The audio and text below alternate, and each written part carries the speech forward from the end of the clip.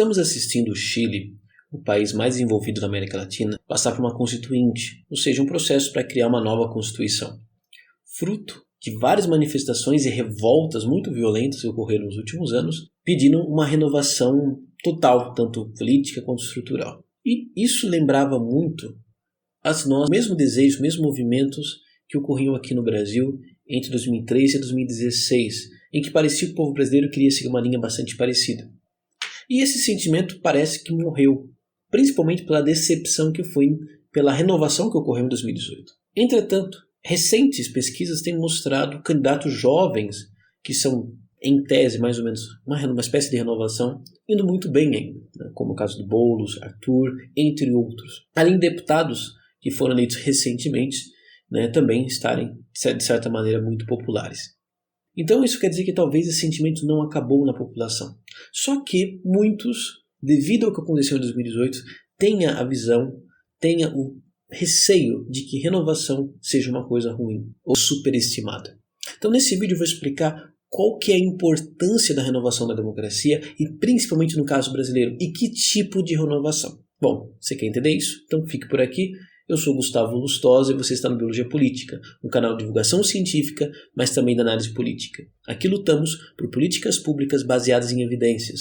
Lutamos então pela democracia, melhoria da educação, da saúde pública e do nosso sistema político. Se interessou? Então fique por aqui, se inscreva no canal, ative o sininho, entre nos links que estão na descrição e nos siga nas outras redes sociais, compartilhe com os amigos. Agora você já fez tudo isso, então vem comigo. Bom, olá pessoal. Essas pesquisas estão dando muito o que falar, mas eu quero aqui tratar com vocês de um tema que eu vejo que está muita gente entendendo errado ou ignorando essa necessidade e esse fenômeno, né?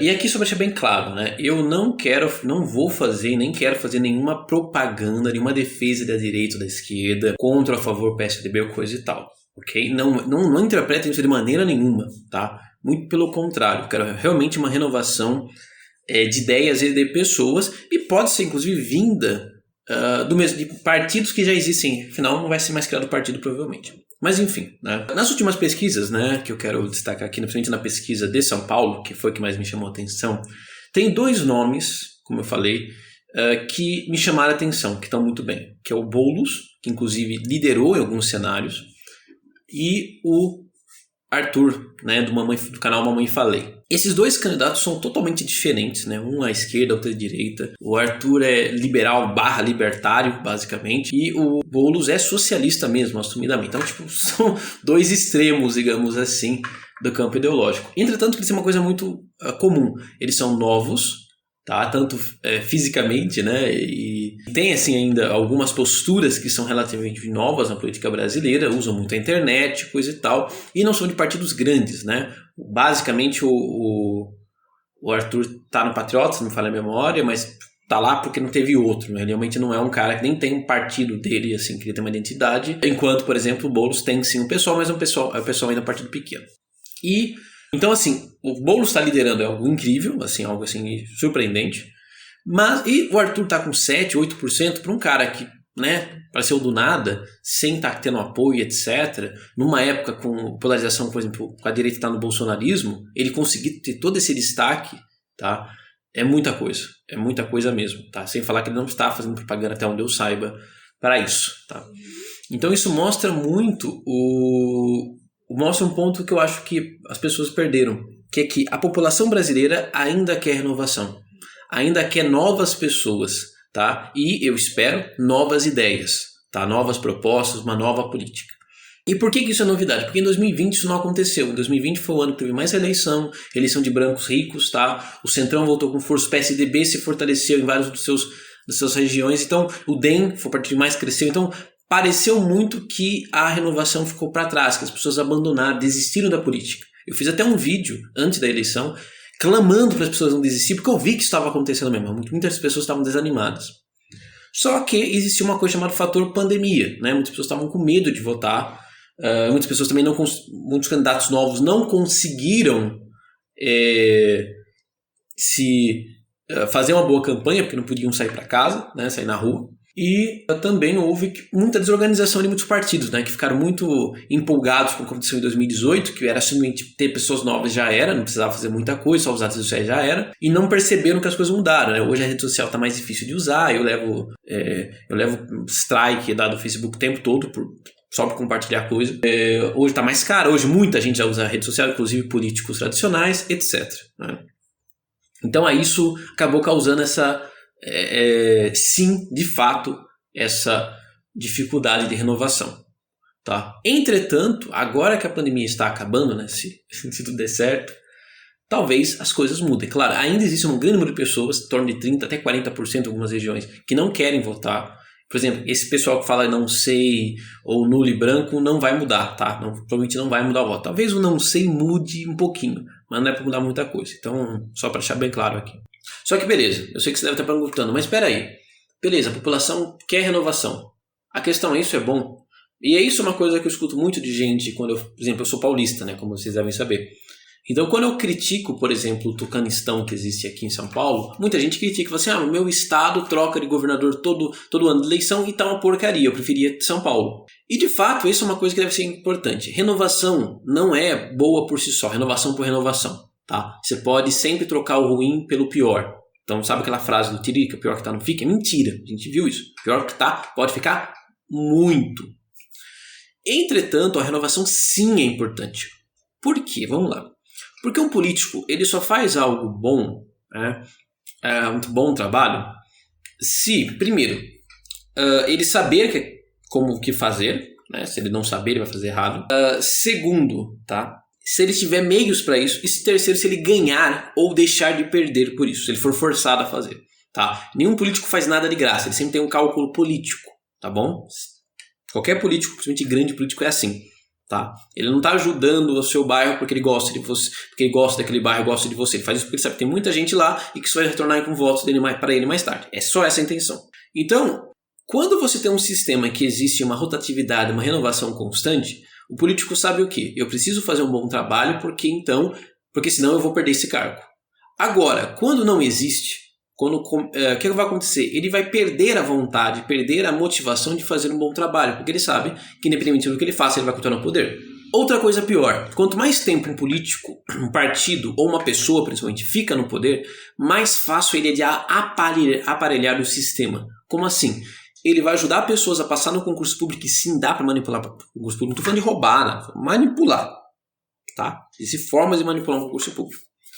Então, é fácil aparelhar a justiça. E, é claro, órgãos que você pode indicar. Então, é claro que você vai poder aparelhar vários órgãos que têm indicação direta. Tá. E um exemplo aqui é São Paulo. São Paulo, sim, é o país mais desenvolvido do Brasil. Teve um ótimo trabalho do Mário Covas, tá? E também um bom trabalho do Geraldo Alckmin em vários aspectos, por vários anos. Entretanto, aí que tá, o Geraldo Alckmin está aqui há mais uma década. Ficou, né? Mais uma década. E aí a gente tem que lembrar uma coisa. O que esse cara inventou na política recentemente? Ele inventou o Dória, tá? Que, beleza, não é o pior cara do mundo, mas foi uma decepção para muita gente. Tá? Muito inferior do que ele poderia ser. E pior, ele inventou o Ricardo Salles. Pouca gente se lembra, o Ricardo Salles foi secretário do Alckmin antes de ser deputado federal, onde perdeu, e aí sim ele foi conhecido pelo Bolsonaro. Tá? E quanto secretário do Alckmin, sim, ele foi inclusive condenado por ter falsificado mapas e coisa e tal para ajudar empresas. Então, ele já estava sendo ruim, né, com o Geraldo Alckmin. Então, isso dá para ver bem o nível ambiental do Alckmin. A gente vê a qualidade do Tietê, por exemplo. A situação que o Alckmin já estava colocando aqui em São Paulo. O que será que ele faria se ele ficasse mais um mandato ou se ele voltar? Por exemplo, ele tem chance de voltar agora. O que ele faria mais aqui? Não sei. Que mais invenção ele vai ter? Eu não sei. Tá? Então, isso é só um exemplo do que acontece, tá? Quando você não tem renovação. Aquela pessoa que antes foi boa, inteligente e tal, ela começa a fazer decisões muito questionáveis, tanto por más intenções, ele quer realmente aparelhar o Estado, ou pior, né, por realmente perder conhecimento. Existe uma coisa chamada tempo, tá? Todo mundo tem o seu tempo. Então, hoje, uma pessoa que é especialista, genial, passa-se os anos, ela está desatualizada. Existe isso na política também. Claro, existem pessoas que se atualizam, políticos que se atualizam, ou que tem uma boa equipe e coisa e tal. Mas muitos não. Alguns que nunca foram preparados, imagina depois de muitos anos. Entendeu? Então muita gente fala assim, bom, o estadista era fulano, segundo o Deltrano, né? Beleza, na época ele pode ter sido estadista. Se ressuscitasse ele e mandasse ele ser governador hoje aqui, presidente, ele seria um caos, porque ele não saberia nem o sistema de hoje, a complexidade de hoje, teria ideias muito atrasadas. E por fim, você tem um outro problema da falta de renovação. Quando a renovação é muito difícil, as pessoas, com o tempo, a população, eleitorado, começa a ter isso como um bem maior. Renovação pela renovação. Então vai fazer de tudo para renovar, mesmo que seja para renovar para algo pior. E normalmente é o pior porque é o cara mais populista, que joga mais sujo, que vai conseguir quebrar uma dicotomia. A gente está vendo isso no mundo todo. Vários países tinham uma dicotomia, né? Tinha um domínio de 2 partidos ou 2 blocos. E aí surge um terceiro movimento extremamente populista, extremamente radical, muitas vezes reacionário, com esse papo, tem que renovar, tem que mudar tudo que está aí, não sei o quê. E aí toma o poder e faz uma lambança, tá?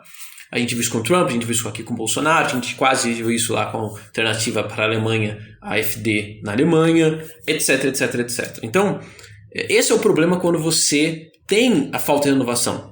Então esse é o maior problema, você tem a renovação de maneira abrupta, por violência, por quebra de paradigma, por revolução. E normalmente isso, na política moderna, é um fracasso. Normalmente sempre acaba em fracasso. E é bom também deixar claro aqui nesse ponto, que o Chile está passando por algo parecido, né? Como eu falei no início, o Chile ele tinha movimentos de desejo de inovação há muitos anos, mas isso foi ignorado pela classe política, né? Houve sim algumas reformas, não posso mentir, reformas muito pequenas, sem mudar muito o status quo, né? Por exemplo, sem mudar a Constituição, que era da ditadura de Pinochet. E o que isso acabou acontecendo?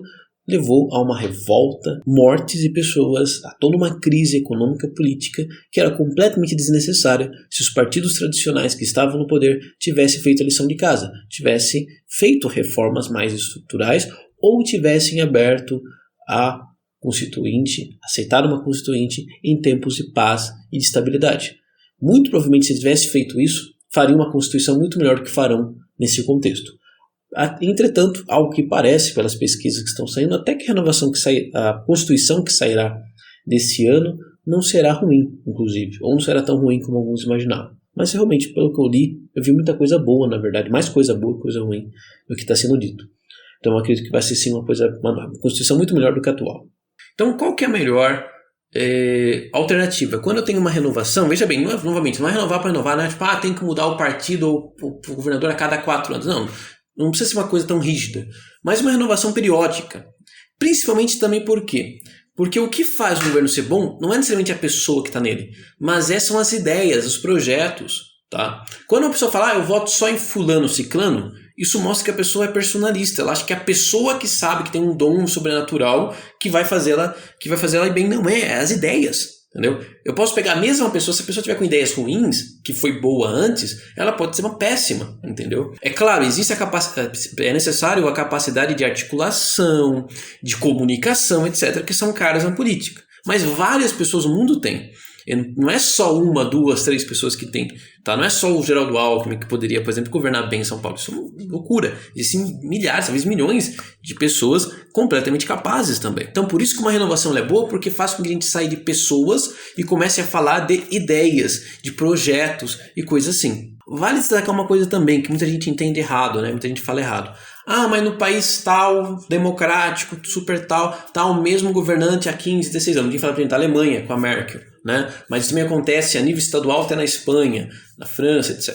Bom, o parlamentarismo, e aí veja bem, esses países são parlamentaristas, é diferente de presidencialismo, mas no parlamentarismo você pode ter renovação com a mesma primeiro-ministro. Como assim? O parlamentarismo é diferente do presidencialismo. No parlamentarismo, são os deputados que escolhem quem vai governar, não é o voto direto. Tá? Isso eu acho um sistema muito melhor. Enfim, tem muitos vídeos meus aqui já sobre parlamentarismo.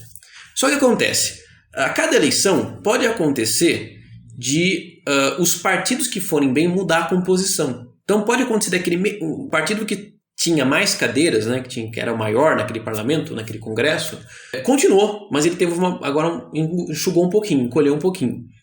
E o segundo, terceiro, quarto, quinto, sexto mudaram. Pode ser que mudaram de posição, pode ser que vai surgir um novo partido, etc. Então, para aquele primeiro-ministro voltar a ser reeleito, ele vai ter que se aliar com partidos diferentes. A Merkel é o melhor exemplo do mundo. Se você pegar discursos da Merkel, a cada 4 anos muda o governo dela. Ela teve uma fase mais conservadora de direita, ela teve uma fase mais progressista, focada, por exemplo, em questão dos imigrantes, e por fim agora está com uma base ambiental. Por quê? Porque o Partido Verde cresceu muito e pode inclusive governar algumas áreas. Então assim funciona o parlamentarismo. É diferente do Brasil, que é assim, você tem as alianças, mas por tempo eleitoral, não é aliança de ideias. Se é o mesmo presidente, ele vai ter a mesma cabeça. Tá? Ele pode ter mudado de vice, mudado de base, mas ele não necessariamente vai precisar governar de maneira diferente. Inclusive porque ele pode comprar, ele pode se impor pelo Congresso, coisa que eu já expliquei e o que é o que a gente tá vendo aí, né? Para quem dizer que a gente vira um parlamentarismo branco. A gente precisa entender que renovação não mudou de pessoa, não. Se mudou o governo, as ideias, os projetos, a equipe, houve uma renovação. E aí que vem um grande ponto. Que renovação que a gente precisa? Isso a gente precisa entender aqui. O Brasil precisa de renovação. Nós estamos na pior crise econômica da nossa história, a mais longa e a mais profunda. Tá? Estamos indo para uma crise hídrica. Estamos com uma seca já nos últimos anos, baixíssimo número de chuvas. A pandemia, né? Estamos com uma pandemia, né? Que quase todos os políticos erraram, em níveis diferentes, vale destacar, mas erraram.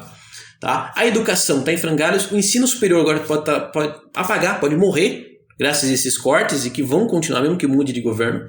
Não um corte, né, mas uma baixa verba. Então, a gente precisa de pessoas novas. Não é mais uma questão de ideologia, ruim é direito. Não, os dois estão fracassados, os dois estão desatualizados. Tá? Por exemplo, agora está sendo discutido o marco legal a nível estadual.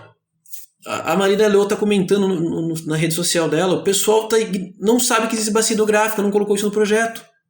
Como é que você fala de água, de água e esgoto, sem falar de rio, meu amigo? Sabe, é básico. Acho que uma pessoa, se você for leigo, você sabe que isso é um absurdo. Então, esse é o nível do Brasil. São Paulo, tô falando de São Paulo, não tô falando de qualquer outro estado para quem acha que São Paulo é tão melhor assim, tá? Eu não acho, só para ser bem claro, tá? Mas isso é um exemplo. Então a gente precisa sim de renovação. Mas ele o que? De renovação de ideias. De pessoa, de postura, e não só de pessoas. Pessoas também é bom, mas ideias também. Tá? E esse é um ponto que muita gente fala assim, mas em 2018 teve uma renovação recorde e foi uma porcaria. Sim, porque renovou pessoas, não ideias. Quem entrou muitas vezes é tão atrasado, ou até mais atrasado do que quem estava. A gente sabe disso. Tá? Eu avisei que esse congresso era uma porcaria. Muita gente falou, não, vai ser a renovação, não sei o quê. Tava super motivado. Eu avisei isso. Tá aí o resultado. Tá? Um congresso completamente acovardado, que deixa um cara matar quase meio milhão de pessoas e não faz nada. Bom, então onde eu quero chegar com tudo isso? Que nós não podemos repetir o mesmo erro de 2018 ou de 2020. Tá? A gente tem que criar alternativas viáveis, reais, que possibilitem uma renovação não só de pessoas, mas de ideias, e de ideias melhores, mais atuais. Por exemplo, eu acho que o Boulos e o Arthur são exemplos, são boas opções para agora, de inovação. Eu votaria neles para governadores ou coisa e tal. Não, tá? Não vejo ainda isso neles.